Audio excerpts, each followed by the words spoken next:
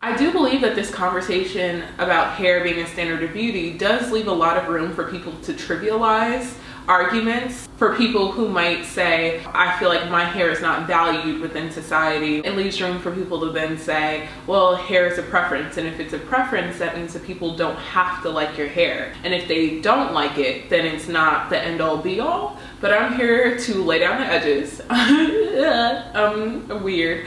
I'm here to lay down the edges and clarify that there are real life stakes to the ways in which we view hair, black hair specifically, and black women's hair to be even more precise in American culture. So stick with me and let's get started. The first place we should probably start is when black hair first comes to America. That would be slavery. Because slavery is a system of power and there's always the oppressor and the oppressed, there are divisions that happen that are based off of physical attributes such as skin color, your hair, maybe your physical features on your face, the frame of your body. Those things indicate positionality between the powerful and the powerless. A lot of these conversations will go back to slavery because the start of American culture is the start of a racial divide. And with that racial divide, there is the uplifting and the elevation of power for one person, and then there's the subjugation for the other. So a good text to start off with in terms of understanding hair beyond a standard of beauty is Lori Tharps and Ayana Byrd's Hair Story, Untangling the Roots of Black Hair in America.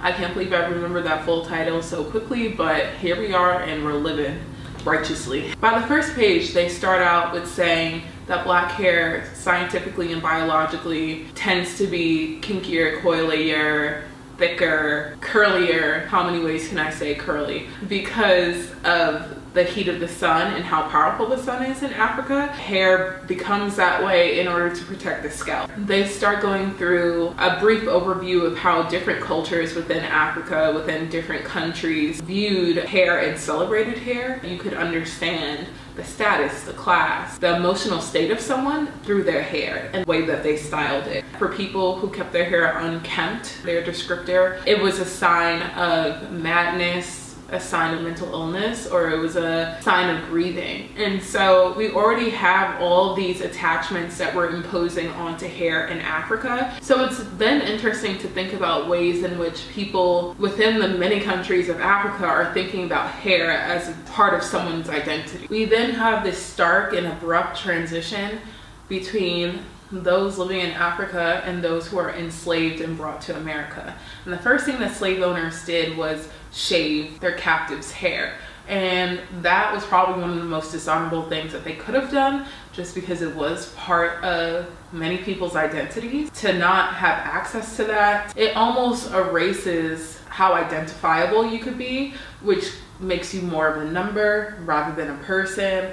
And that dehumanizing act is the start of the understanding of black hair in America. Erased identities, disrespected in many different ways. The second thing that slave owners do to maintain this lack of identity is have those working out on the field cover their hair. And so once again, you shave it, you go to wherever you're placed in America, and then once you're working out in the field and it starts growing back, you're required to cover it. Again, even when your hair is coming back and growing back, what does that mean that you then have to cover it and hide it? What does that say about the ways in which people who have once valued their hair as part of their identity now lives in a subjugated position with their agency taken away? So the third thing that slave owners did was deprive them of resources to take care of their hair in the first place. Hair was so important that they had different types of combs, different types of hair care tools that are now stripped away. And the tools that you would use for sheep to